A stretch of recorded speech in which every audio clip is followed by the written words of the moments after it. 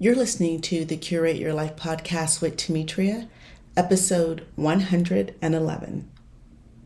Hi, I'm Temetria, a single woman in midlife, but not quite ready for the moo-moo life. I'm focused on curating a life that I love, a life that is bold and vibrant and full of purpose. And I'm passionate about helping other women do the same. So join me if you're ready to curate a big, bold, beautiful life that you love. So today we are talking about the Curate Your Life process, which is the 3-step process that I formulated to help you create a life that you love, to help you transform your life. This is the process that I use to guide how I live my life. And it's the process that I use with my clients when I'm coaching them one-on-one. It's a simple process on paper, but when you get into living it, it becomes a little bit more complicated. And we'll talk about why as we go through the steps of the process. So I am breaking this deep dive into the Curate Your Life process down into 3 parts, into a 3-part series of the podcast, so we can really explore each step of the process. I named it the Curate Your Life process because when you are changing your life or transforming your life, it is very rare that you are flipping a switch and all of a sudden being something different or changing overnight or having a different life at the snap of a finger. It's about transforming and evolving. It's a process. And you probably don't need or want to burn it all down to rebuild it. That is where the curating comes in. So the definition of curate is to take charge of or organize, to pull together or sift through for presentation, to apply selectivity and taste to. So again, you are not going to burn it all down and start over. You're taking charge of your life, organizing it in a way that makes sense for you. You are sifting through your life and deciding what stays and what goes. You're being selective and honoring your taste. So think of you curating your life like a museum would curate an exhibit, or like a 5-star hotel delivers a curated experience. So the steps of the Curate Your Life process are: 1, get clear on your vision. 2, subtract or eliminate or stop doing what does not fit that vision. And 3, add or bring in or do what creates or enhances that vision. That's it. That's all there is to it. Simple, right? As my dad would say, yes and no. And I always kind of rolled my eyes when he said that, but it really is the right answer a lot of times in life. Yes and no. So today we are going to focus on and talk about the vision. Step 1, creating the vision. This is everything in the Curate Your Life process. You have to be crystal clear on what your vision is for your life, what you want out of your life and why you want it, the why it's important to you. This step is crucial because in any journey, even if it's just a trip to the grocery store, you need to know where you're going and why you're going. Have you ever gone to the grocery store without a list and ended up at home with everything except what you actually needed, that one thing that you popped into the store to get? Because when you walked into the store, there was a display of the latest protein bar that your favorite actress used to get in the best shape of her life, and there's a BOGO offer for it. Or there's a chef at the center of the store with a microphone doing a demo and handing out samples, and you get in your car with a bag full of stuff that the marketing people wanted you to get, but not the one thing that you went in there to get. So it's kind of the same with your life. Knowing where you're going and why helps to keep you focused on what you want for your life. You want to write the great American novel, but your grandmother insisted that when you were a little girl, all you talked about was being a lawyer. So why would you leave that stability of a law firm for foolishness? Years after your grandmother has gone on to glory, you're sitting in that office and you've made partner, but you're burnt out and you're miserable. That is why when I am working with clients, when we are working on this step, I really make sure that it's what they want and it's their why behind it. You need to know where you're going in your life and what you want in your life if you're ever going to get there and have it. And you may say, well, I know what I want, but ask yourself, is it clear? Is it specific and very clear? So much so that if somebody walked up to you and said, I want to give you what you want in your life, or I want to help you achieve it, tell me right now, what is it?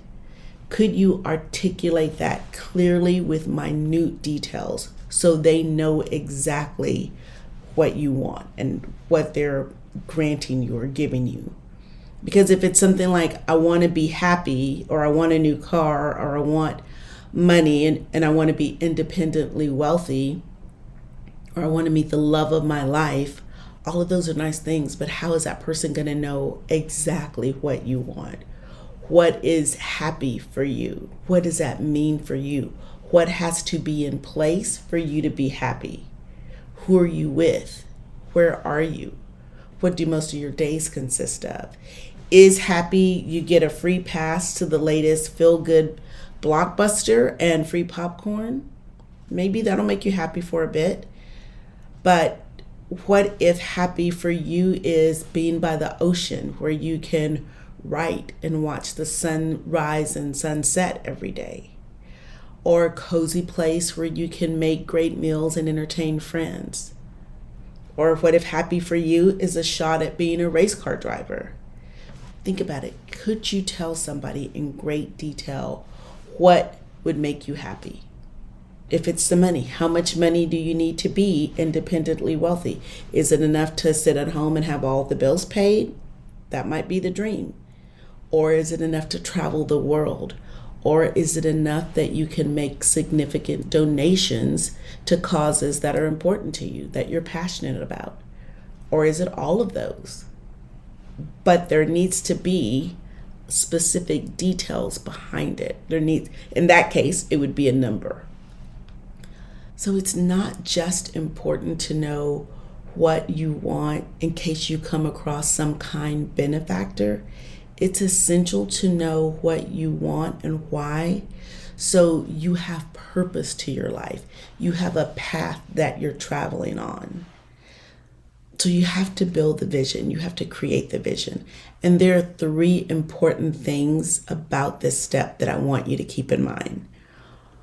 1 is to allow yourself to go all the way. Dream the big dream. Why not? Anything is possible. And if you're going to be working on creating a life, working on living your life, why not work towards your dream?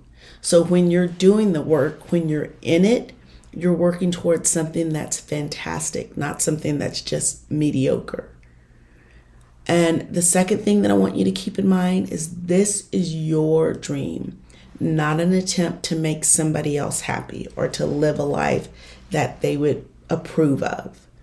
If you are true to yourself and living a life that genuinely lights you up and fulfills your purpose, you will be a powerful, positive force in this world, and that will be a blessing to others. You will be living into your purpose, and that's not only life-changing for you, but it really is world-changing, because I promise you that those pent-up, ticked-off people that you come across, you know them, they're perpetually complaining and bitter. I promise you, they are not living their purpose. They are not in control of their lives, and it's someone else's fault. And they have no idea how different their life could be if they took control of their lives and started living a life that they wanted. instead of trying to control and please everyone else, because you can't make other people happy, and that is not your job. Now, I'm going to leave the rest of that rant for another podcast, but just know this needs to be your vision, your purpose. And then the third important thing to keep in mind for this step is to know why you want this life, to know why this is your vision for your dream life, what it means to you, why it's important to you, what it would mean to have a life like that, and what it would mean if you don't have that life. You really have to understand the why behind the vision. Okay, so let's talk about how to create this all-important vision. If you have been with me for a while, I bet you can probably guess. I want you to put pen to paper. I want you to write out your vision, what you want for your life in detail. Write about what your days look like, your work days, your weekend days, your vacation days. How do you start your day? What do you wear? Who you interact with and how? What you eat? How you spend your work time and your leisure time? How you end your day? Where you live, and detail how that space looks and feels. What your relationships are with the key people in your life. And I actually have a list of questions for this exercise. If you come over to Instagram and DM me the comment, Curate Your Life, I'll send you this list of questions. So I am at Coach Temetria over on the gram. So come over there, comment, Curate Your Life in a direct message, and I'll send you this list of questions. And they're just really to get the juices flowing, to get your thoughts flowing, to help you really create that vision. So anyway, you want to take an hour or so and write out your vision and allow yourself to dream on paper. And I want you to dream, really dream. We encourage little kids to dream about their future. Why do we stop dreaming? Now that you're at an age and a place in your life where you have the wisdom, you have the experience, and you can actually make those dreams come true. Why do we stop dreaming? This is the time to dream. This is a time to really get clear on your vision so you know what you're doing with your life. You know how you're living your days and why. Your whys are important. They are the factors that will get you off the couch when it feels a little hard. They are the reasons you will keep going. They're the reasons that a setback is not a give up. It's a gather yourself and try again. Your why is the reason that failure is a lesson and not a stopping point. If your why is, I want to be able to take care of myself in my old age, or I want the joy of taking my mom on a trip of a lifetime, then when failure shows up, it's not, okay, well, I'm just going to give up. No, it's let me figure out another way. Let me try another way to do this. That didn't work. What else can I try? And you want to list all of the reasons why you want the life that you envision, because on any given day, one why may resonate with you more than another one. Because if your mom just got back from a great trip, when the going gets rough, you might be like, well, she's okay. She just had a really nice trip. But you still have to take care of yourself in old age. So that may be the thing that day that gets you going. So that's why you need multiple whys. And you want to list as many as you can think of, and they have to be your whys, your reasons. They have to resonate with you, just like your vision has to be your vision. And all of your whys are equally as important. Wanting to be hot in a pair of jeans is just as important as wanting good metabolic numbers. They're all important. So that's step one of the Curate Your Life process.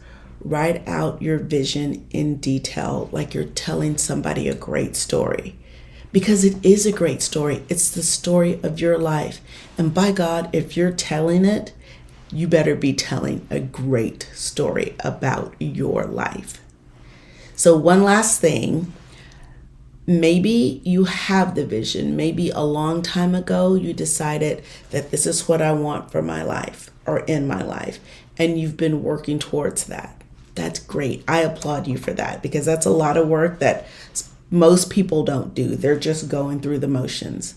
But I want to invite you to check in. Take this as an opportunity to revisit and see if it's still what you want. Because sometimes your vision will change. And sometimes we get so far down the road that we're like, well, I've come this far. I have to keep going. I've put in this work. But you don't have to keep going. You don't have to keep working on something if the end result is not what you want anymore. If it's truly not what you want, not just giving up because it's tough. And how will you know? How will you know if it's truly not what you want anymore?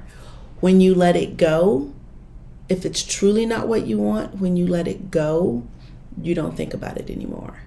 But if it's something that you're just giving up because it's tough, you will still get those little nagging thoughts about, I should have, or I wish I would have.